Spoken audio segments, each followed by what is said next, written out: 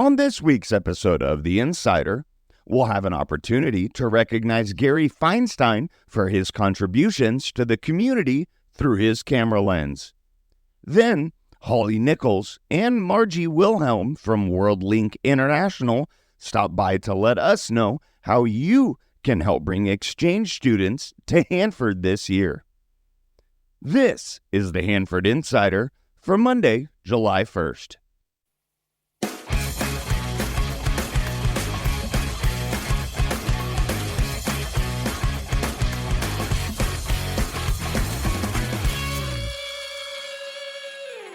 Hey everybody, welcome to this episode of the Hanford Insider. I'm your host, Rob Bentley. Thanks for listening. This episode will be the last episode of Season 1. I've done a new show every week for just about a year, and now it's time to take a little break. I'll be back with a quick update on July 22nd and start with Season 2 on July 29th with a full show. Don't worry though, I'm going to push out 2 encore episodes that will air on July 8th and July 15th. On July 8th, we'll revisit the popular episode with Hanford Police Chief Stephanie Huddleston, and on July 15th, we'll hear again how the city of Hanford is working to attract new businesses to town. I hope you'll enjoy these episodes, especially if you haven't heard them before. In community news, the Hanford City Council will be meeting on Tuesday, July 2nd at 7 p.m. in the Civic Auditorium Council Chambers. Illegal fireworks continue to be a problem. I spoke with Fire Chief Daniel Perkins about it a few weeks ago.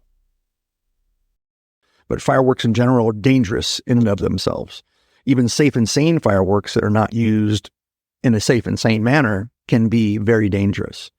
So I think one of the things to talk about in that is really being responsible, thinking about what's going to happen downwind, downrange of this flaming piece of aerial, celebration that we have, and think about what it might do to someone else. If we have any type of wind at all, any little ember from an aerial firework, and again, any firework that becomes aerial greater than 5 feet is a safe and sane firework, and maybe between 5 and 6 feet. But anything greater in height than that, that's not a safe and sane firework. That's an illegal firework. And that causes that ember to get up, move into the next layer of movement of air, which are called the 20-foot winds. Once it gets to that 20-foot wind, that ember is going to travel at great distance. It's going to drop on the ground and start a fire distant to where you may be doing your fireworks. So you think, well, nothing's ever happened when I did it. No one got hurt.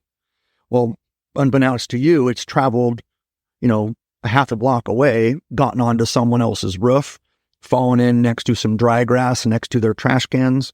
They go to bed, and then 2 o'clock in the morning, like we do every single year, we end up with a trash can fire next to a house that gets up into the attic, and now we've burnt down someone's home with someone thinking, well, nothing ever happened. So that connective tissue between an aerial firework that's greater than 6 feet, again, that illegal firework, is right there. People don't, if it doesn't impact them directly, there was no problem. And I think that's really the part of that is it's not going to be seen by you. You're not going to know that it's happening, but the tragic results are that someone may lose their home. Someone may even lose their life. On Thursday, I had the great opportunity to sit down with Gary Feinstein, who many of you know as the Sentinel photographer. He's been documenting events for us through his camera lens for years. Several listeners and I came up with the idea of showering him with some gift cards to show our appreciation for all that he does for our community.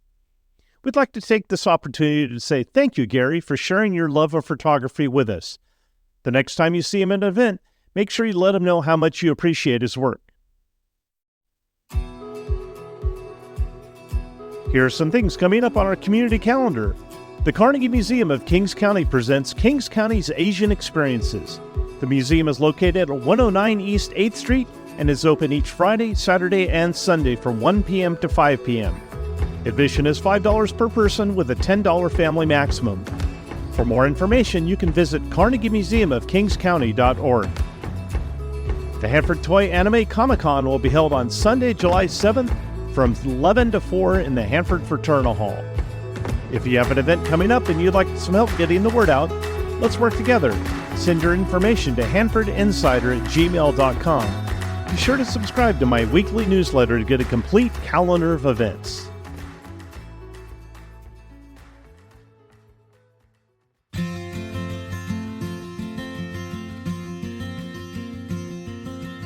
Well, before you know it, students will be flooding into the local schools, and we actually have the opportunity to host some foreign exchange students here in our area. It's been a very successful program in the past. I thought it would be a great opportunity to invite some representatives from WorldLink on the show to talk about the foreign exchange student program and how you can get involved in possibly hosting a student. Welcome to the show, Holly and Margie.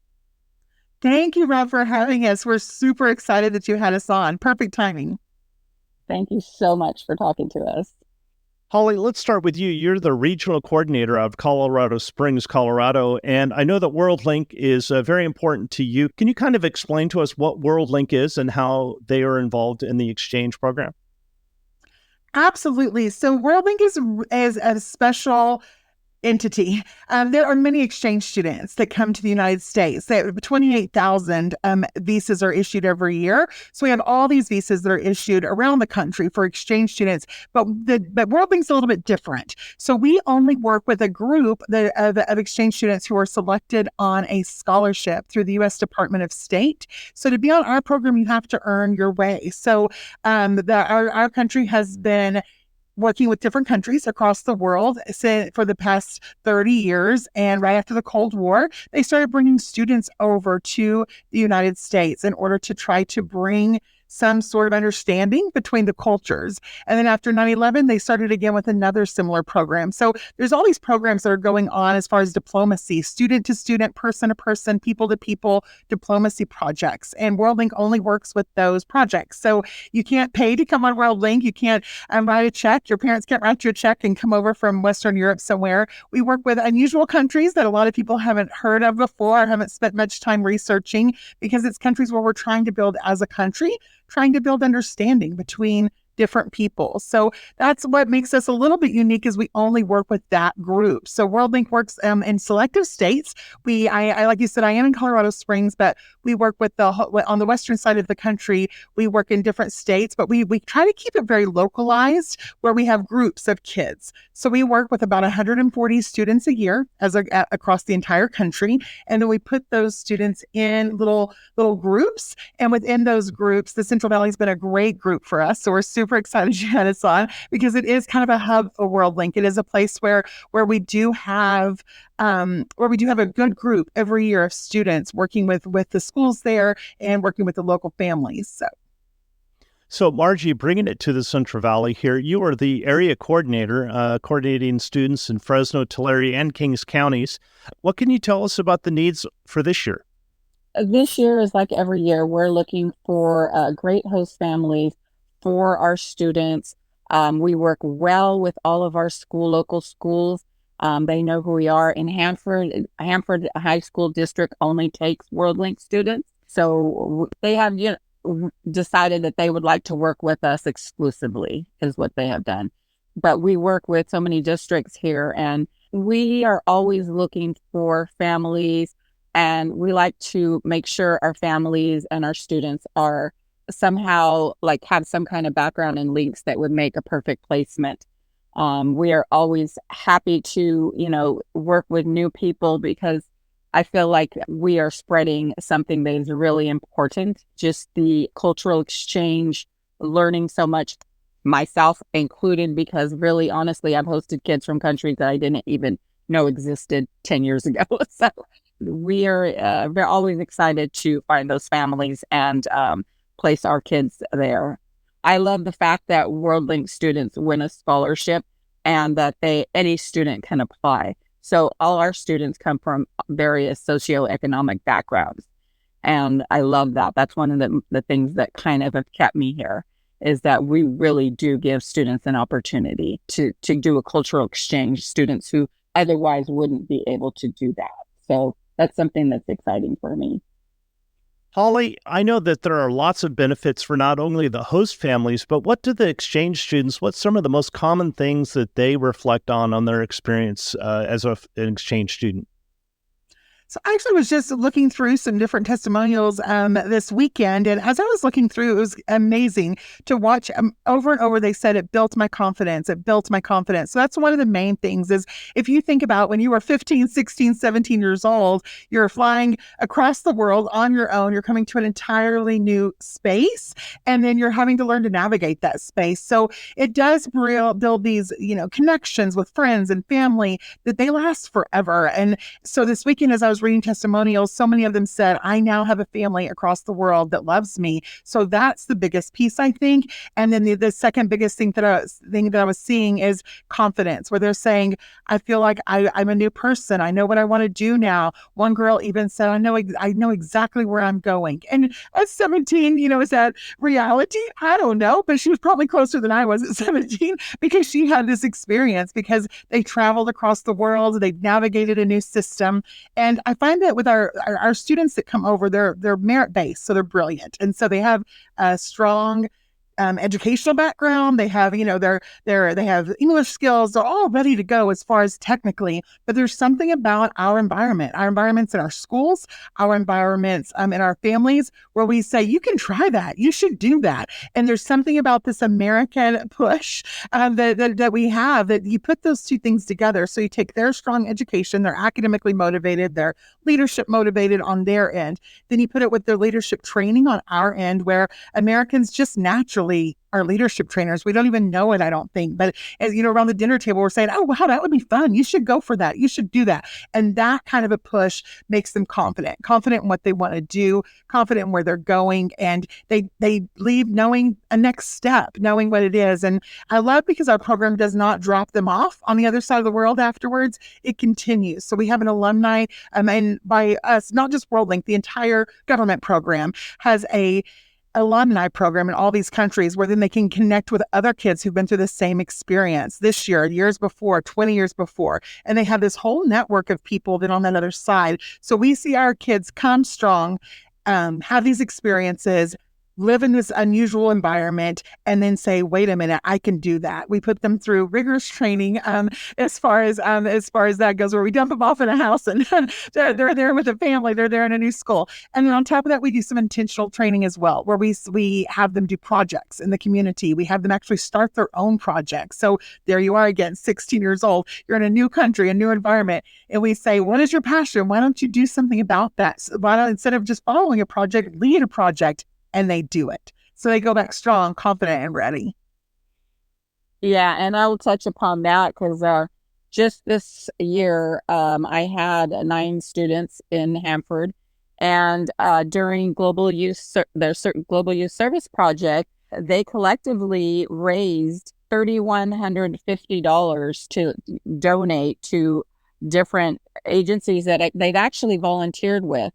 So our Kings County Art Center, Episcopal Church, Animal Control, they donated there, Valley Animal Haven, Lions Club, CASA, and Veterans Program. So our kids, after 6, 7, 8 months of doing this leadership program, take on a Global Youth Service project that benefits something. It doesn't necessarily, like one girl collected eyeglasses for Lions Club. That's one of the things they do internationally. So she did her own project where she went out and collected like 800 pairs of glasses. So it's not just monetary. They in 23, 24, my students, just my little 9 students, did 1,150 hours of community service here. So and 200 cultural presentations.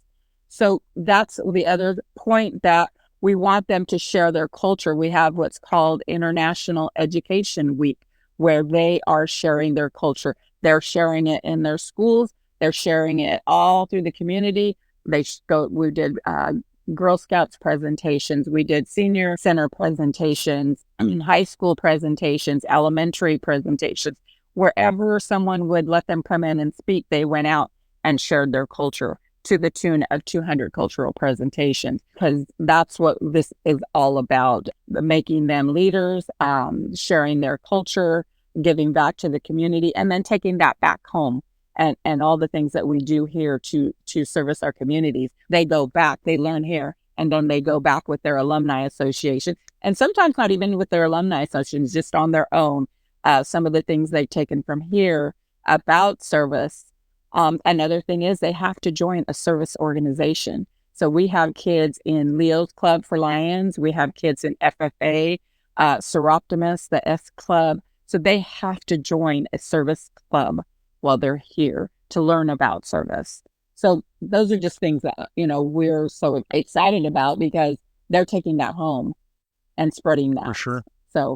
So Margie, we're here at the beginning of July, and I know you're going to have some timelines to get these students placed. How does that process work? It's crunch time for us. It really is.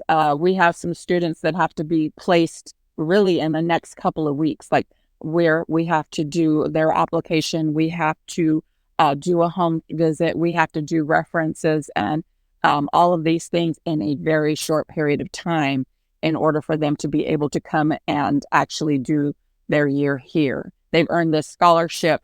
We need to place them because, every year, not necessarily with World Link so far, cross our fingers, some kids don't get to come because they're not placed in time. So we are working hard. That's why we're doing this and every other thing that we do to get them placed, because these kids have really worked hard. This is a process for them. It's like my first student said that she was the first one in her high school to ever get past the first round, and it's 3 rounds of competition. So, we want them placed. We want them here. We want them to give the opportunity that they earned. That's the thing about it, is they earn this opportunity. If a family wanted to learn more about World Link and possibly hosting a student for the upcoming school year, how can they get a hold of you? They can email me, B as in Victor, B as in ball, mom @me.com. Or they can call me, 559-309-3329. They can call or text questions. People are always going to have some questions. So we, encourage them to call us and get those answers so that they know, they're educated and they're ready to make this commitment or not make this commitment. But we will answer all of their questions always. And we are local. That's another thing about us, is that lots of times, people place kids, they find a family via social media, but they're like last year, I had a girl this year, someone from South Carolina contacted them, and we're going to do this placement with their placement organization, not World Link, but they were asking them to find their own local coordinator. So, as I told you before, Hanford only takes our students as far as exchange students. So we ended up with that family anyways. But we're here, we're local. Your coordinator in Kings County lives in Kings County. Your coordinator in Visalia lives in Tulare County. So we are a local placement organization. All of our coordinators are local and have been doing this a while. We have most of our California coordinators are quite seasoned and have hosted and have been, coordinators. So we have a very strong support from our placement organization. We can contact anyone, Holly, or whether it's our main office, in minutes, and get a response in minutes if it's necessary.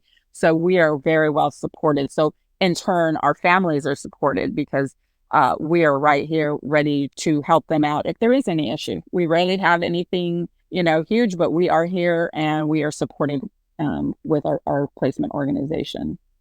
Yeah, that's good to know. Holly, what about with the World Link website? I would imagine you would have some FAQ, commonly asked questions on the website. Can you tell us a little bit about the website resource? Absolutely. You can reach us. It's World Link. So WORLDLINK Inc. INC. So worldlinkinc.org. And you can go on there, and actually if you click hosting opportunities, there are videos of other families talking. There's other things going on so that you have all the, like you said, the FAQs, all the information. And then there's, you can just learn so much about us on there. So like Margie said, we love whenever someone does contact us directly because we want to answer questions. So calling or texting or emailing. But I do think that website does offer lots of videos, lots of information, lots of what ifs. And as we're talking about finding families, I do want to just point out that I think people have an idea of who can host. It's when you think of who hosted when we were in high school, or who did we know there was a host. And so we have a picture, and some people picture a family unit, some people picture a retired couple. People picture different things based on their experience. And I do want to just point out it can be anybody. So I started hosting when I was a fairly young single mom that was just doing my thing with a young child. And I thought, no way I could host. But I was approached and I started talking to someone. And that's how I started this whole entire journey with Exchange 25 years ago. So in that, it's love. We're looking for love. We're looking for a home. So the family does volunteer. They volunteer to provide a bed for the student to sleep on. They can share a room if it's a similar age teenager. But they live in the home, so they provide that. They volunteer the home and the meals, and they make sure they get back and forth to their activities locally. But anybody who has love and has a little extra food at the table and has that environment can do that. So we have young families. We have families with teenagers, we have retired people, we have empty nesters, we have singles, we have marrieds. So it can be any type of loving environment. So Margie saw the local coordinators. What we do is as locally is we go into that to meet you. We actually are just very honest with you. So if you're like, I don't know if I could host, we'll tell you if you can host, because we want a good experience for you and the student. We want to set it up for a success. So that's, I think, the main question people ask, I think, is, can I even do this? And so that's part of our role is we meet you in person. We answer your questions, you determine. And there is an application process that's pretty simple online. We do a background check. We talk with you individually, face to face, and just see this is where the student would live. We talk to you about what the environment would be. So I just don't want people to rule themselves out, because honestly, it's such an amazing experience that we want anybody that's going, maybe I could do this. We want to talk to you, and then we'll just honestly make that decision, with you, so that you don't have to do it on your own. For sure. Well, Margie, I will put your contact information, your email, and your phone number that you listed. I'll put those in the show notes, so if they didn't quite get it during the interview, they can get it there. And I'd like to thank both of you for coming on the show. It's been a wonderful time, a wonderful opportunity to learn about WorldLink and the need for foreign exchange students here. Thank you for coming on the show, and I wish you only the best in your placements this year. Thank you so much, Rob. We really appreciate it. I feel real good about what we do, and the kids that come here, and the experiences for the family and the student are, life-changing. I know from experience myself. Yeah, thank you, Rob, so much. Y'all's region has been such an amazing place for our students. That your area has been so incredible, and you inviting us on this show, finding us and inviting us here, that's another testament to the amazing things that are happening in your community. So thank you for welcoming us on this show, and thank you to everybody across the county who's listening to us who have hosted our students, because I know there's lots of you out there. So thank y'all. Well, that's all the time we have for this week's show. If you'd like to support the show, you can go to buymeacoffee.com/Hanford Insider. If you'd like to join the Hanford Insider email list, stop by my website at hanfordinsider.com to sign up for updates. You'll also get an exclusive copy of my newsletter in your inbox each week. You can also send me feedback by voicemail through the website by clicking on the microphone icon. I'd love to hear from you. Your comments may even be shared on the show. I also need your help getting the word out about the show by liking and sharing on social media or telling a friend. For more information about the show, you can find this podcast on Facebook, Instagram, Threads, X, and YouTube at Hanford Insider. If you have a show idea, be sure to email me at hanfordinsider@gmail.com and I'll look into it. Thanks for listening. Have a great week.